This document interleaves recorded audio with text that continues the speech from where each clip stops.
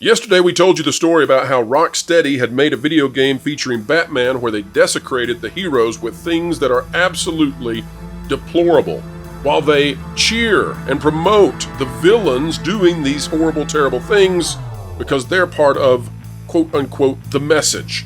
Well, the message is being sent loud and clear back to the video game industry. Refunds requested up 800% according to IGN. Folks, concurrent players down to absolutely nothing. It looks like this might be the end of Rocksteady. It looks like this might be the end of woke. In video gaming, it looks like Go Woke finally went truly all the way 1000% broke.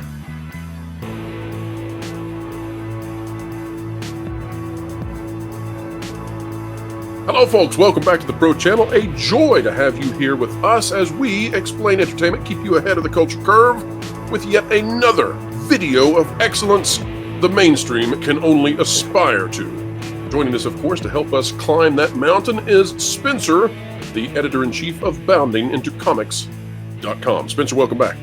Hey Pro, how's it going? Always a pleasure to be here. Always happy to talk to you. Always happy to talk to the fans. Let's get into it. That's right. Yesterday, Spencer, we did a video on this Batman situation. Batman, not usually the forte of this channel, and so a few less viewers than usual. But we here on this channel, we believe in going where the news is. And so despite that, we trudge forward knowing that this is the story that all of you out there need to know about, truly, to stay ahead of that culture You guys curve. Need to know it. Like we want you to know what we're saying here. Bounding into comics by Mr. Baculi says alleged insider spoils 2 upcoming Kevin Conroy Batman cameos in attempt to run damage control for late actors' disrespectful treatment in Suicide Squad Kill the Justice League. Now, Spencer, I was listening to Yellow Flash while working out yesterday, and he was saying that he thinks one of these. Yes, he was saying that he thinks one of these appearances by Kevin Conroy, of course, the fantastic voice of Batman going all the way back to the Batman animated series. All the way. Beloved actor who passed away, unfortunately. He thinks one of those appearances is not legit. He thinks the other one might be. What have you heard on that? So here's what I know so far about this situation with Batman. So are we going to get into the article, or do you want me to just do a quick recap right here? Quick recap on this one. We've got another Bounding into Comics article we're going to go to next. Totally good with me. So as most of you may know by now, not all of you, as Pro noted at the top of the video, in the new video game, Suicide Squad Kill the Justice League, Batman meets his end. Like he gets put to pasture with less respect than Old Yeller. Harley Quinn, 1 bullet to the face, the end of Batman. Now, the game came out, and it was unfortunate because with Kevin Conroy's passing, this game ended up being, for all intents and purposes, as far as the public knew, this was the last appearance of Conroy, the iconic Batman voice who brought the character, arguably to way, yes, it already had mainstream success from the comics, and then the 80s movie, and then you had the 90s where he just kept growing and growing and growing. So, that for all anybody knew, this was his last appearance. It was heartbreaking. Nobody could believe it. How could you do this to such an icon? Now, and so that people understand, Spencer, yes, what we're talking about here is Batman is executed while tied to a chair after he listens to a screed about the patriarchy and feminism and how much mental distress he has caused because he didn't create bat safe spaces around Gotham. There's no feminism creed there. There's none of that there. There is a dig at mental distress. So basically what happens is Batman is defeated by the Squad. They have him by the ropes. They put him on a bench. They're talking to him. He starts, trying to do the Batman thing where he goes, "I know all about you. You think you're heroes? Harkness, you're nothing more than an alcoholic who wants the spotlight. Quinn, and then, Harley Quinn cuts him off and she goes, yeah. And Deadshot's a deadbeat father. King Shark will never be a real boy. And I'm, whatchamacallit, unstable." And she starts taunting him here. And this is where the worst offender about this part is that it's actually really MCU bantery, because right after that, when she's doing this, she cuts off Batman, writes him off, and just goes, apologies for the language for this next bit, guys. Oh, get some new material, you jerk off, right? And then, the whole stupid sort of spiel we see in a lot of series where it's like the good guys had their chance. Now it's the bad guy's turn to save the day. Just sort of that. Just really, really pooping on Batman's character, everything that was established about him in the previous games in the trilogy, because this is a sequel to the Arkham video games. If anybody Right, so played this is a canon death, and games. it's not Yes. it's not the way that you would want a hero to go out. It's worse than The Last Jedi. Now, Spencer, you pushed back and said that this in particular is not does not feature any kind of feminist screed. That said, the game itself does seem to be pointing in that direction. This also an article from Bounding into Comics by yourself. Suicide Squad Kill the Justice League sees Lex Luthor praise Wonder Woman and the Amazons for having solved the problem of toxic masculinity.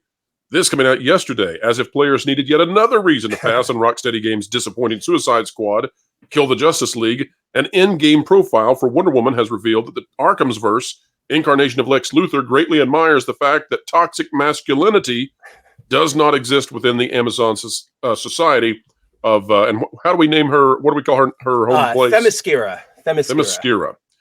So, and this is, folks, you can go read these other bios, and I recommend that you go read this Bounding into Comics article. But Spencer, this is utter drivelous nonsense, it's just, what would you say? It's intersectional feminism and tribalism and intersectionality, third wave nonsense. Yeah, it's all of that. Whatever word you want to throw at it, it definitely applies to the situation. So then let's talk about the cost of all this. Before we do, though, and folks, you want to hang in here because this is, we have not seen, I think, a response such as this, except maybe Disney. Maybe Disney did this. It just wasn't this vocal. The response is loud. It is vociferous. Yes. Spencer, though, before we get to that, there is a group that seems to be behind this, that has caused this and has been doing this with many video games. No, we're not talking about localizers this time. We're talking about Sweet Baby Inc. Spencer, what the heck is Sweet Baby for those out there who think, what in the world are they talking about now? Explain it to us. So, Sweet Baby Inc. This is a name that a lot of video game players out there may have heard in recent months. Now, I want to say this at the very top. Sweet Baby Inc. is not special. They are not the only company doing this, but they are the most prominent for reasons I'll get into as I go on. Now, when in media development, whatever, when you have a movie, a company, a video game, oftentimes nowadays they have what are called sensitivity readers, right? You'll send your script off to somebody and they'll go, ooh, that sounds too close to, something bad, that symbol is too close, they'll give you feedback on your work. And you often, in the past, it was often recommendations, maybe angle away from this, and an author could go, oh, no, I'm keeping that because it's important, right? Nowadays, it's basically change this or your video game's not coming out. Right, and now, this is the forced filtering towards political correctness and the insertion of propaganda into media. That's what this is. Yeah, that's exactly all. Right. That's what sensitivity readers have essentially become now. Forced peddling of DEI and ESG. Yep. Okay. Yes, forced meddling. So love that. Tell us about Sweet Baby then. That's what they do. Yep. How are they connected with this game? Right. So, or one quick note, just to get back on my thoughts, because now your soothing tones have thrown. Pro is a saboteur. He's a saboteur, I tell you. A saboteur. So yeah, it's a very common practice, unfortunately, in modern media. And while lots of companies do have their own internal departments where they will send them off to, oftentimes if a studio doesn't have that department at the ready inside their own studio, essentially, they will go to a third party. And that's what Sweet Baby Inc. is. Now, they are the reason they are so prominent right now, the reason they've got so much attention is because they have publicly and proudly come out and detailed sort of, if you go to their website, their entire website is full of, our focus is diversity and inclusion. We are here to make sure everybody has a respectful time in video games.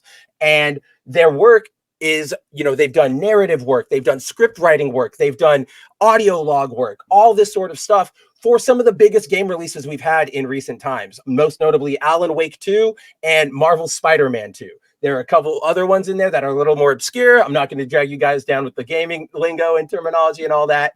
But suffice to say, Sweet Baby Inc. is so notorious right now because they are essentially the most public facing of these consultation companies. And when they're working on such big properties as Marvel's Spider-Man and Suicide Squad Kill the Justice League, and these games are discovered to feature this the forced injection of DEI, the forced meddling, that's the term you were using a second ago, whether it's that meddling and peddling, baby. Once that's all discovered, everybody goes, why is this here? Especially when you're using established properties, right? One of my biggest problems with Lex Luthor going, oh, Amazons are so great at, everything. I can't believe we should follow after them. How they've solved everything, is that, Lex Luthor hates Superman because Superman poses a threat to humanity, right? It's not, I hate that guy for who he is or what he does. It's that if we all start following Superman and relying on Superman, humans will never reach their potential. We'll never grow as a society. We'll never do anything. So for him to go, oh yeah, this mystical race of like magic beings, they're the best. Why aren't we following them? It's just so out of character that when you're confronted with those moments, they're so just jarring. You have to go, what's the X factor here? What is the big thing? And it's Sweet Baby. They're not responsible for all of it. Like I said, there are lots of these different consultation companies, but they have their grips in some of the biggest publishers today. Well, they're specifically listed as a consultant on the cutscenes. This is what I think people are finding offensive, although I am hearing that the game is a mess beyond that. But gameplay and everything, it's a total disaster. But yeah, focused it on the narrative. That's where Sweet Baby's bread and butter is. there's a way for heroes to die in fiction, and it's happened many times. Batman has died many times in fiction. Absolutely, there's a way to do that. This is 5th grade level writing, combined with gratuitous celebration of immorality, depravity, and desecration of the characters. So, in other words, it's an attempt to humiliate the characters and what they stand for. You have Harley Quinn assaulting a hero in an intimate way, in a bizarre way, and in a proud way. Like, yes, she's excited, and they highlight it, and it's supposed to be, haha, so funny. But I'm pretty sure that wouldn't fly going the other way, right? you have these characters urinating on the corpse of a fallen character, a fallen hero. You have Batman unceremoniously eliminated via execution, and on top of that, the dialogue is just terrible. It's absolutely, it doesn't deserve to be called fan fiction. And so all of this just really speaks to, it's just propaganda. It's just terrible, over-the-top propaganda. And I think that it is offending the masses to such a degree that we're getting that visceral reaction that Disney has faced. Maybe this will turn around the video game industry. Here's what we're talking about, folks. Out of IGN today, Suicide Squad Kill the Justice League player searches for Refund shoot up by almost 800%. Steam early access records, low numbers. Here's what it says. Suicide Squad Kill the Justice League is now out for all after its early access period was reserved for Deluxe Edition members. Interestingly, Deluxe Edition owners on Steam had access to the game since January 30th, and numbers indicate that the game did not receive substantial traction on the PC games platform. A new report from Game Reactor points towards SteamDB stats, which reveals that Suicide Squad could only manage an all-time peak of 7,152 concurrent players during the early access period. These numbers that's because it was down for half of it. Yeah, well, true that. Including Starfield, which had over 200,000 players peak, and of course, Power World, which broke all kinds of records with 2.1 million players peak. 7,000 concurrent. I think this is going to get worse. I think this is the kind of backlash that can literally destroy an entire studio. And Spencer, I don't ever say this on the channel. I don't support this game flat out. I mean, I don't even say this kind of stuff for Star Wars, because we try to be, we try to be, distanced at least a little bit from it, so that we can be an arbiter of the facts and truth. I don't find anything redemptible about this game. I don't find any art in it. I think it's a deplorable mass of propaganda. I think it's horrendously done. It's as bad as the Proud Family, Louder and Prouder stuff that we showed that damaged Disney so, and far worse than Last Jedi and Lightyear. This is a steaming pile of garbage. And considering how careful I am with my words, I mean that. I mean, this is a garbage product. And the other thing I would say, Spencer, is that for all the people who were involved in this, who did not say, you know what, I'm going to find a different job. I'm going to find a different career. Like, if you told me that I had to make and I don't want to give too much about my past away, but if you came to me and said, Pro, you're going to have to animate, a character, and this is the protagonist of the game urinating on a corpse, I'd say, I'm out. I am out. I'm out. I mean, perhaps you could twist me in some way to say this is, this is art. This is there's some story behind it. But when it's a superhero that people love, and we're going to urinate on that character's dead body, I'm out. I'm not going to do it. And so I think the whole studio's cowards. I'm going to offer a quick pushback against that point because I have seen that raised a lot. What Pro is referring to is that in the game, after you beat the Flash, Captain Boomerang urinates on him, right? And everybody's going, that's so disrespectful. That's so awful. Yes. But I also think that what is being sort of forgotten in all this is that the focus, and I'm only playing with the cards that are dealt with me. This is not me going, if I could have gone back, I would have changed everything, right? With the material in front of us, it's the Suicide Squad. They are not respectful. They're supposed to be dirtbags. So that sort of moment is completely in character.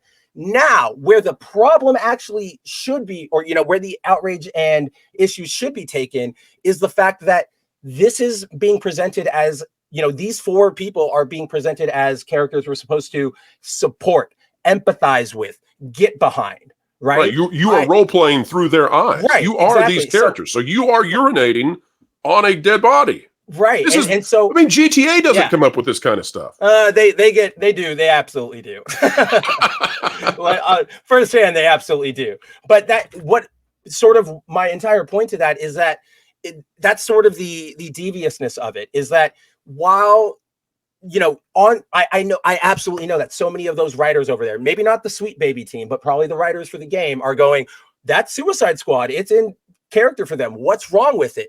As many writers in many entertainment pieces do today, right? Oh, Han Solo's being snarky. What's wrong with that?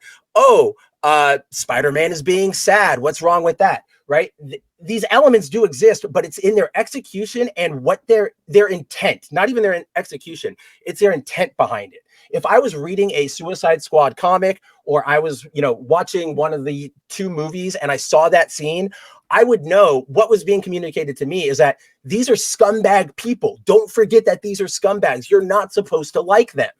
And if you make them the focus of the game, it just, and then everything compounding on top of it, it is just such a disaster for lack of a better Spencer, is this term. presented? So here's my question. So normally, if this were to happen in a piece of media, in any kind of fiction, then the intent behind that is to cause an emotional negative reaction towards the character who's doing such an egregious act.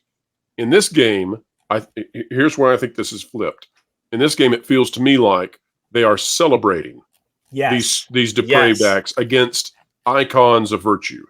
Fair? Right, exactly. Oh no, that's exactly on point, right? To reinforce that, when you and I look at that, we go, "Oh, Captain Boomerang's such a garbage person. Like, of course he's on the Suicide Squad, right?" These writers want us to go, "Yeah, that's so funny. You show him, Boomerang. I like this guy. He's down with the patriarchy. All over him. He's against it. Oh, cool. Like, that's what they want from you, and that's where it's just like, no. In no world would anybody ever clap for Batman getting shot like that. Nobody in the world would even believe. I mean, I have a problem with this game at the very jump, which is, why are you sending the Suicide Squad against the Justice League? It's Superman. He alone should solo. Like, the premise from the jump was already dumb. So everything just compounding on top of that, it just makes it worse. Well, they deserve to fail. Looks like they're going to fail. Absolutely. Looks like out of the gate, this game is dead. And so, Rocksteady, it was fun while we had you. Enjoy those virtue points. You can't cash them in, but at least you'll go to bed at night with your head on that pillow, knowing that you really pushed forward the SJW talking points. It's just too bad that you good ally, you. Yep. You good careerless, jobless allies. All right, well, sweet baby, we're done. Spencer, thanks for stopping by, and folks, Always. I highly recommend that you check out boundingintocomics.com. Make sure you've got it bookmarked. And, folks, if you like content like this, consider clicking the like button. Share, subscribe, click it, stick it to the algorithms. It's the notification bell. Drop a comment down below. Let us know your thoughts. Tell us, are you buying this game? Are you not? What are your thoughts on Batman being offed in that way and Kevin Conroy off the role of the Caped Crusader, his final perhaps appearance being this? Maybe we'll get one more, but I think that's dubious now given what Flash has been finding. All right, folks, that's it. Wherever you are, whatever you're doing, keep learning, keep growing. And in spite of these wackos who are trying to destroy your favorite franchises, they can't, because you never will let go of the things you love. And you're having fun. This is Wilton the Troll reporting for That's Park Place, and I'm surrounded by loving and adoring people who are peacefully trying to make sure that poor kids aren't cold in the winter. And just behind me, you can see a totally natural bonfire for baking cookies or making marshmallows.